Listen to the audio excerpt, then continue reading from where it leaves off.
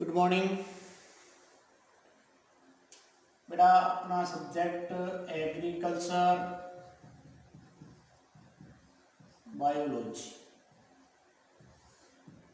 Agriculture biology बेटा, मैं आपको अच्छे तरीके से इसका सिलेबस का इंट्रोडक्शन करवा चुका हूँ कि कौन सा लेसन कितने नंबर का है, किस तरीके से आएगा, उसको कैसे अटेंड करना है, हमें किस तरीके से इसका प्रिपरेशन करना है।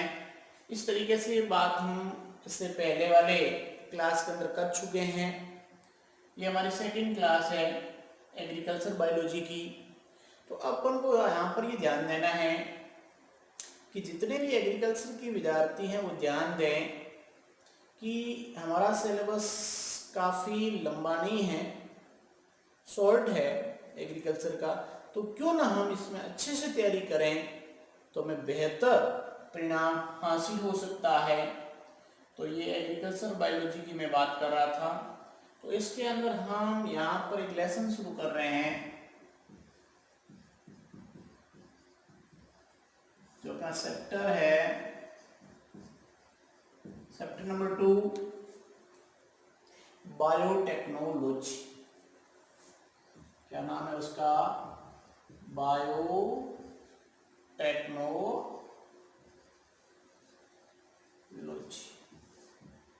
तो बायोटेक्नोलॉजी अब ध्यान दें बेटा, बायो का मतलब है जैव, और ये तकनीकी कहो या हम इसे कहते हैं प्रौद्योगिकी। जैव तकनीकी या जैव प्रौद्योगिकी। अब ध्यान दीजिए यहाँ पे अच्छे से कि ये जैव प्रौद्योगिकी दो शब्दों से बना है, biology plus technology. Biology plus technology. तो ये ध्यान दें, इन दोनों शब्दों के मिलने से बना है बायोटेक्नोलॉजी। अब ध्यान देने योग्य यहाँ बात यह है कि सबसे पहले बायोटेक्नोलॉजी शब्द देने वाला कौन था? ये एक वैज्ञानिक था पॉल एरेकी।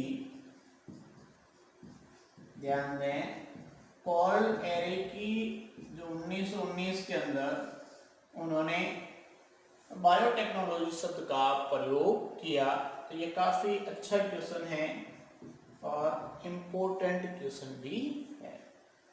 इसके बाद में विशेष करके यहाँ बात बनती है परिभाषा की। किसकी बनती है? परिभाषा की बनती है। परिभाषा क्या रहेगी, डिफाइन क्या रहेगा इसका?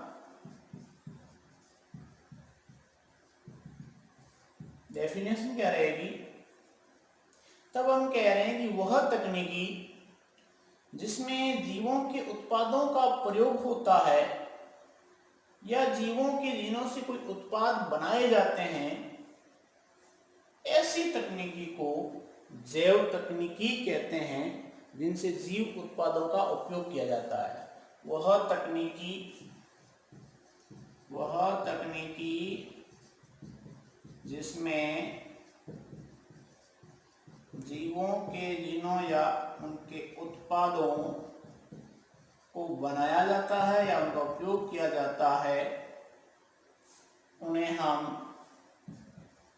जैव तकनीकी कहते हैं। और इन जैव तकनीकियों के मिलने से जैव प्रौद्योगिकी का निर्माण होता है। तो ये एक सामान्य सी परिभाषा थी बायोटेक्नोलॉजी की, कि मनुष्य के हित के लिए उनके उत्पादों में मॉडिफाइड जो करने का जो कार्य होता है वो होता है बायोटेक्नोलॉजी। एक बात कहीं ना कहीं यहाँ पर जरूर आ रही है कि आजकल कह रहे हैं कि ये कोरोना एक तरह से जो कोविड-19 एक वायरस है जो चाइना ने एक तरह से जैविक हथियार के रूप में इसको अपनाया है। कि इन्वेंशन इसकी बारे में एनालिसिस कर रहे हैं कि कहीं ना कहीं इसको एक तरह से जैविक हथियार के रूप में अपनाया गया है। तो ध्यान दें, तो जैविक हथियार बनाने की जो तकनीक जो है वो एक तरह से कौन सी है, बायोटेक्नोलॉजी। तो ये विशेष करके ध्यान दें, बायोटेक्नोलॉजी शब्द का गठन किसने किया, पॉल एलेकी ने। कब किया, 1919 में किया। परिभाषा क्या रहेगी कि वह तकनीकी जिसमें जीवों के उत्पादों का उपयोग या उनकी जैव तकनीकियों कि वह तकनीकी जिसमें जीवों के उत्पादों का उपयोग या उनको बनाए जाते हैं, जीवों के उत्पादों का निर्माण किया जाता है, उसे जैव तकनीकी कहते हैं। और विभिन्न जैव तकनीकियों के मिलने से जैव प्रौद्योगिकी का निर्माण होता है। दूसरा पॉइंट एग्रीकल्चर के हिसाब से आता है। पहला ही पहला आया, बायोटेक्नोलॉजी शब्द किसने दिया, पॉल एलेकी ने दिया, 1919 में दिया। बायोटेक्नोलॉजी शब्द किन दो शब्दों के मिलने से बना है, बायोलॉजी प्लस टेक्नोलॉजी। फिर क्वेश्चन आता है कि डिफाइन का, इसकी परिभाषा क्या है, कि वो तकनीकी जिसमें जीवों के उत्पादों का उपयोग किया जाता है उसे जैव तकनीकी कहते हैं। और भिन्न भिन्न उत्पादों के या भिन्न भिन्न जैव तकनीकियों के मिलने से बायोटेक्नोलॉजी का निर्माण होता है। ये ध्यान दीजिएगा। इसके बाद जब हम बात कर रहे हैं यहाँ पे आगे,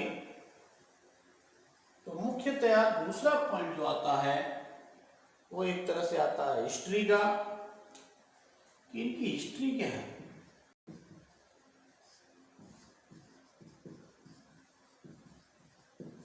इतिहास क्या बात कह रहा है, इतिहास क्या कह रहा है इनका। तो ये पॉइंट अगला रहेगा हमारा। एक तो हमने डिफाइन कर लिया, डेफिनेशन कर लिया, डिफाइन क्या था, एक हिस्ट्री रहेगा। इसी तरीके से हम कह रहे हैं एक पॉइंट आता है जेनेटिक इंजीनियरिंग, जेनेटिक इंजीनियरिंग।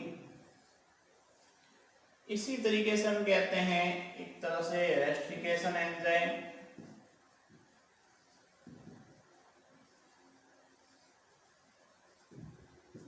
या फिर हम आरडीएनए टेक्निक की बात कर रहे हैं, पीसीआर की बात करें, जेल इलेक्ट्रोफोरेसिस की बात करें, जेल इलेक्ट्रोफोरेसिस पीसीआर है, आरडीएनए है, रेस्टिकेशन एंजाइम है।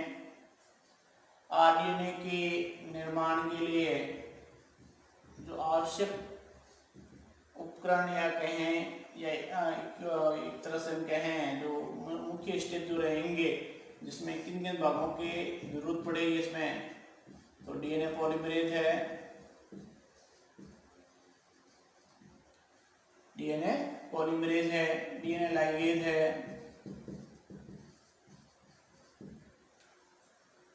इसी तरीके से वेक्टर है,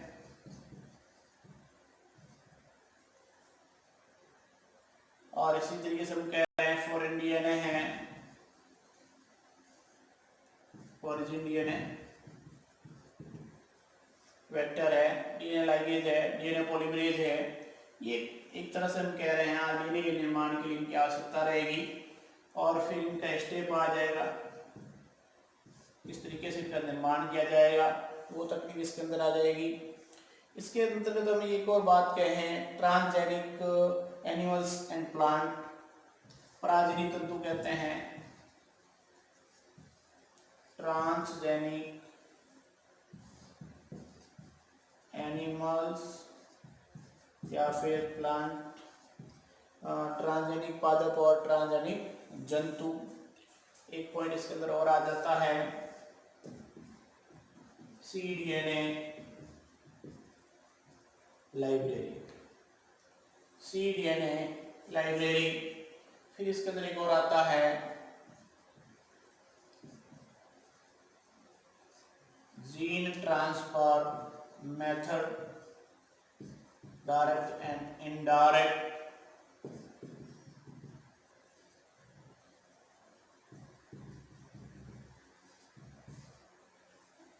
प्रत्यक्ष और अप्रत्यक्ष विधियां जो जीनों का स्थानांतरण करती है वो भी इनको पढ़ा जाएगा। इसके बाद एक पॉइंट और आता है इम्पोर्टेंट रोल, इम्पोर्टेंट रोल जो अपन कह रहे हैं, या इम्पोर्टेंस ऑफ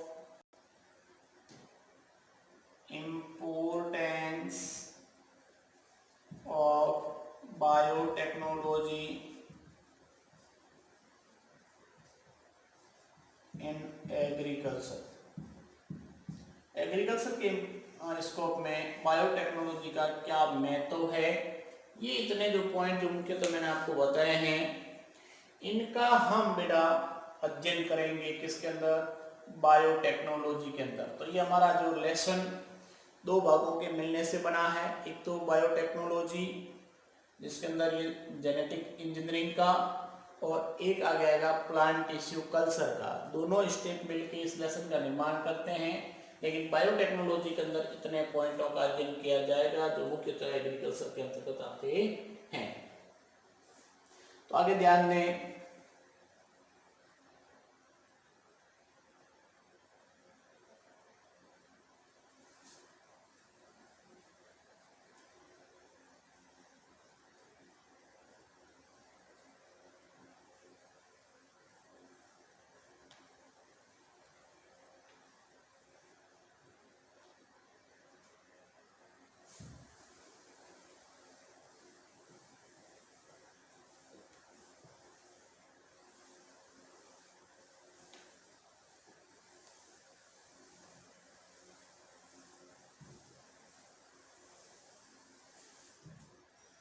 अब ध्यान देने योग्य बात यहाँ पर आ जाती है जेनेटिक इंजीनियरिंग में, क्या जेनेटिक मॉडिफाइड टोबैको, नाम आता है जेनेटिक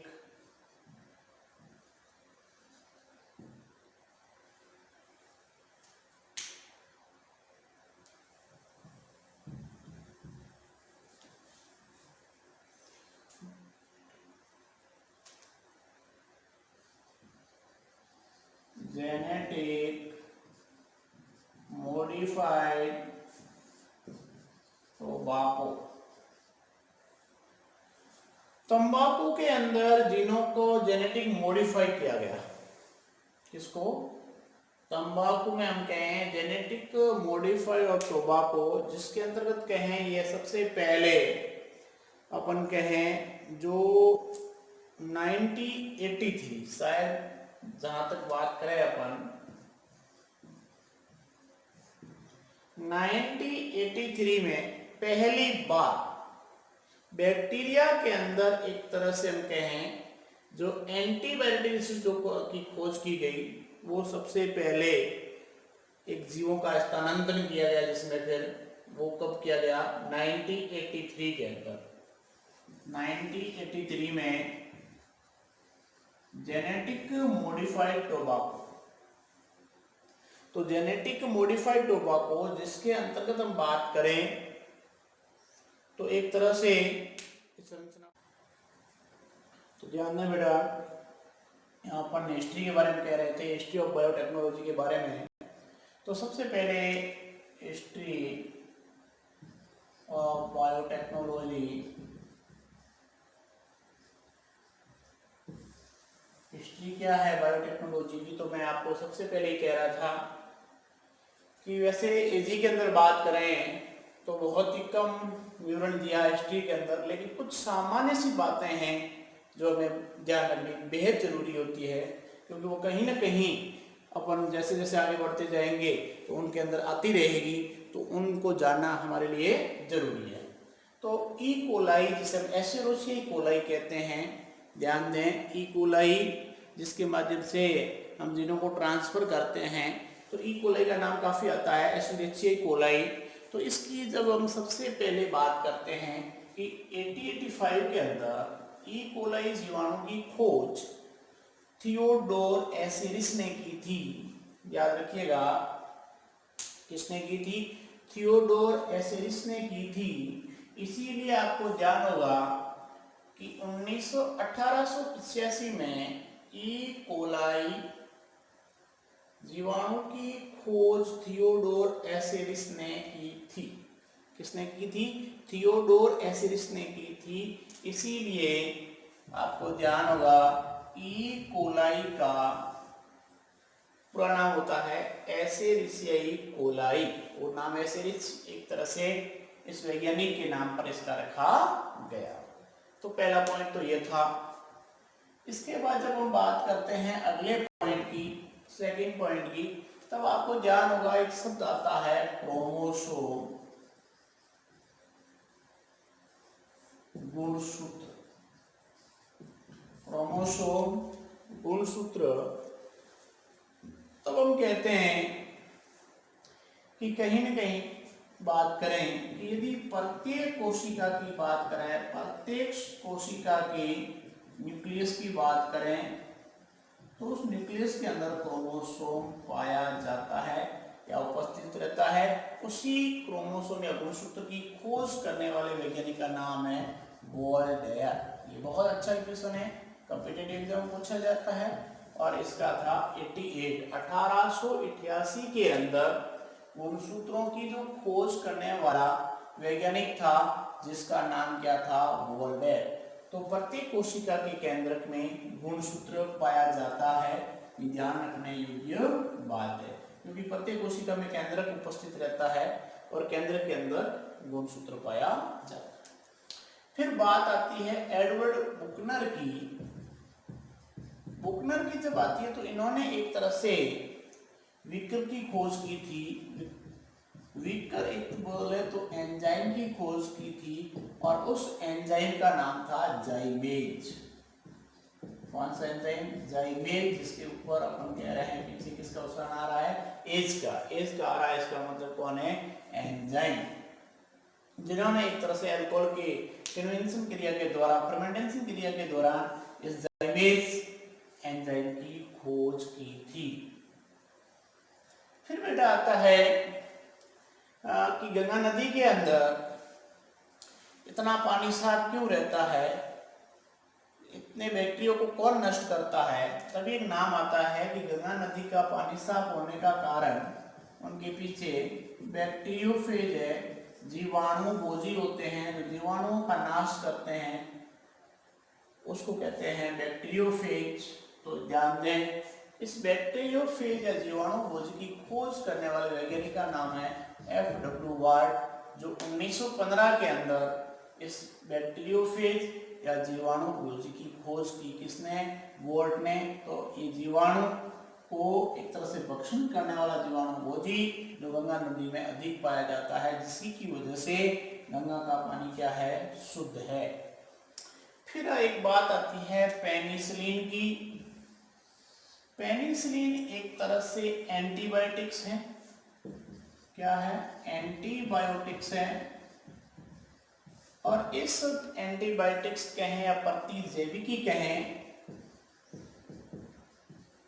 इस प्रतिजैविकी की खोज अपन कह रहे हैं फ्लेमिंग ने की थी। किसने की थी, फ्लेमिंग ने की थी। और कब की थी, 1928 के अंदर की थी। लेकिन यहाँ पे एक और क्वेश्चन बनता है अच्छा सा, कि किसने की थी, कवक के अंदर की थी, फंजाई के अंदर की थी। उस फंजाई का नाम क्या है, उस फंजाई का नाम है पेनिसिलियम नोटेटम। तो पेनिसिलिन नोटेटम नामक कवक से पेनिसिलिन औषधि का निर्माण किया गया फ्लेमिंग के द्वारा 1928 के अंतर्गत। फिर अगली बात करें अपन, तब ध्यान होगा आपको कि डीएनए का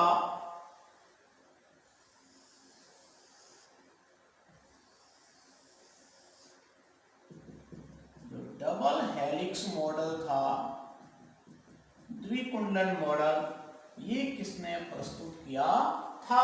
question first grade, second grade, third grade, RS कई एग्जामों में पूछा गया, उसका सन भी और उस वैज्ञानिकों के नाम भी। वैसे 11th के अंदर आया हुआ है कि वाटसन और क्रिक के द्वारा 1953 के अंदर डीएनए के द्विरुचि डबल हेलिक्स मॉडल प्रस्तुत किया गया था। तो मॉलिक्यूलर बायोलॉजी के अंदर इसको पढ़ा जाता है, जहां डीएनए की संरचना आती है, जिसके अंदर प्रीमिनिन जो अपन कहते हैं प्यूरिन और प्रीमिनिन्स को पढ़ा जाता है, नाइट्रोजन सार्कों का अध्ययन किया जाता है, एंड जेनेटिक कोडों का अध्ययन किया जाता है। फिर बहुत अच्छा क्वेश्चन आता है 1972 में, एक वैज्ञानिक आता है पॉल बर्ग, जिसने SV40 कृत्रिम जीन बनाया और इस जीन का निर्माण उन्होंने बैक्टीरियोफेज जीवाणु भोजी की मदद से ई कोलाई में रूपांतरित किया। तो इसको इन्होंने क्या किया, कृत्रिम जीन बनाया, ये बैक्टीरियोफेज जीवाणु भोजी की मदद से ई कोलाई एस्चेरिचिया कोलाई में रूपांतरित किया गया। इतना महान कार्य करने के कारण पॉल बर्ग को जेनेटिक इंजीनियरिंग का फादर कहते हैं। आनुवांशिकी अभियांत्रिकी का जनक किसे कहा जाता है? बहुत अच्छा क्वेश्चन है जो कई बार फर्स्ट ग्रेड के अंदर बना हुआ है, नीट के अंदर बना हुआ है। तो इस पॉल बर्ग को जेनेटिक इंजीनियरिंग का क्या कहते हैं? जनक कहते हैं।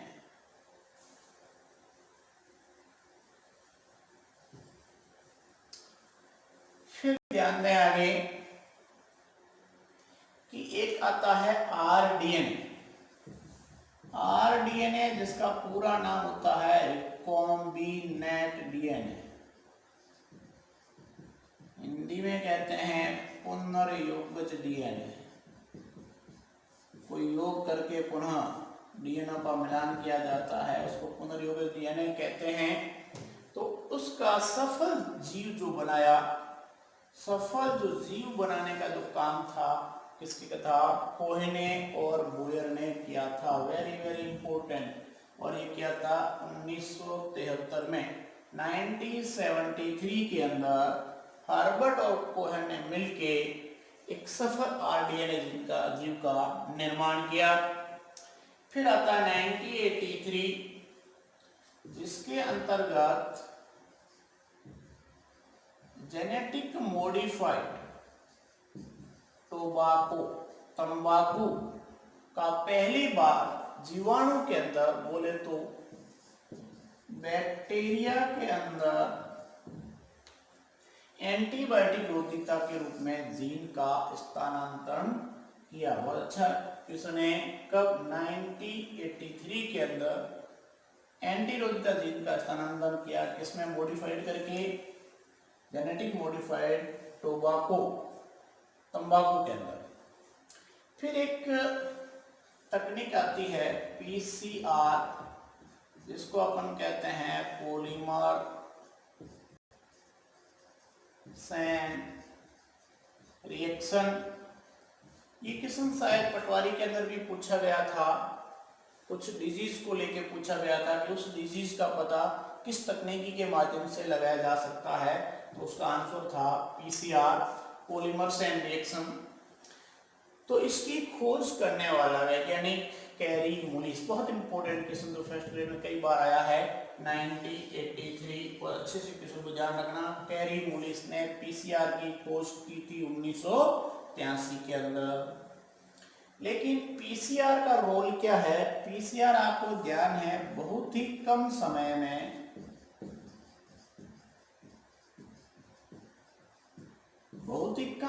में अधिक संख्या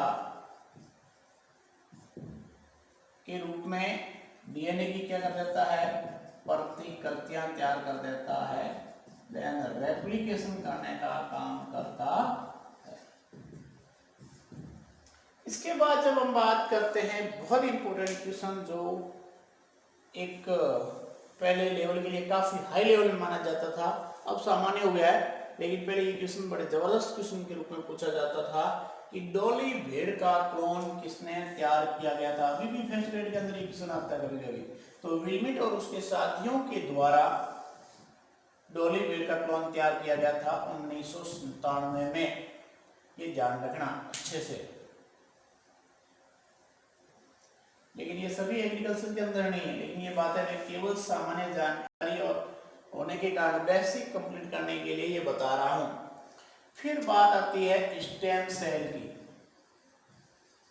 ये ऐसी कोशिकाएं जिनके अंदर ये क्षमता होती है नई कोशिकाओं के निर्माण करने की जीवों के अंदर, उसको कहते हैं स्टेम सेल। और इसका विकास मानव के भ्रूण में कब हुआ? 1998 में, 1991 के अंदर स्टेम सेल का मानव भ्रूण में विकास किया गया। बहुत अच्छा क्वेश्चन है, ये भी पूछा जाता है। फिर आता है अरबिडोप्सिस जो प्लांट है उसके अंदर जीनोम का जो अनुक्रमण हुआ है वो कब तैयार किया गया था? वो किया गया था 2000 के अंदर। और सावल का प्रथम मांसखंड कब तैयार किया गया? 2001 के अंदर। ये दोनों क्वेश्चन अच्छे हैं। 2003 से 4 के अंतर्गत ह्यूमन जीनोम प्रोजेक्ट था, मानव जीनोम परियोजना थी। वो मानव जीनोम परियोजना का कार्य क्या हो गया था? 2004 के प्रारंभ में कंप्लीट हो गया था।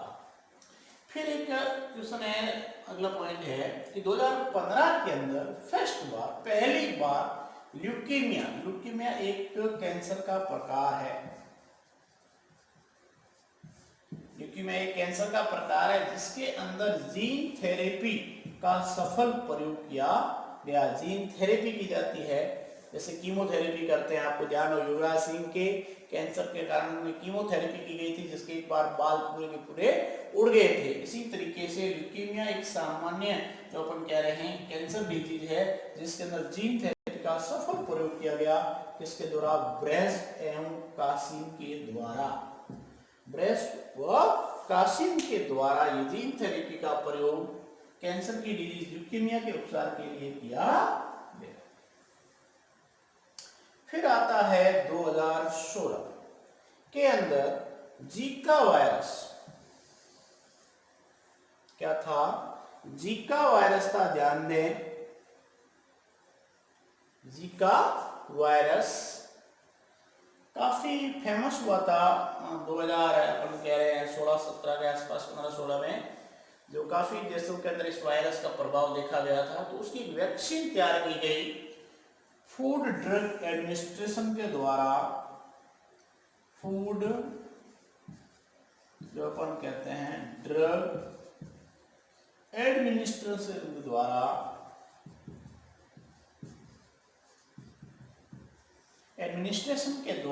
फूड ड्रग्स एडमिनिस्ट्रेशन के द्वारा चिकित्सीय उपयोग के रूप में इसको क्या मिली? मान्यता मिली। लेकिन वैक्सीन तो तैयार कर दी गई, लेकिन उसकी मान्यता किसके द्वारा दी गई? फूड ड्रग्स एडमिनिस्ट्रेशन के द्वारा कब दी गई? 2016 के अंदर। तो ये बेसिक जो बातें थी, एक तरह से हिस्ट्री की, हिस्ट्री ऑफ बायोटेक्नोलॉजी की, जैव प्रौद्योगिकी के इतिहास की जो अपन बातें कह रहे थे ये पढ़ी हमने। तो ये एक तरह से बायोटेक्नोलॉजी की एक सामान्य सी जानकारी हुई, उसकी परिभाषाएं हुई, उसके शब्द कौन कौन से होते हैं जिससे मिलकर इसकी संरचना बनती है, इसकी परिभाषा क्या होती है, इसकी हिस्ट्री पढ़ी। अब हमें इसके अगले स्टेप है वो हम इसकी नेक्स्ट क्लास में पढ़ेंगे।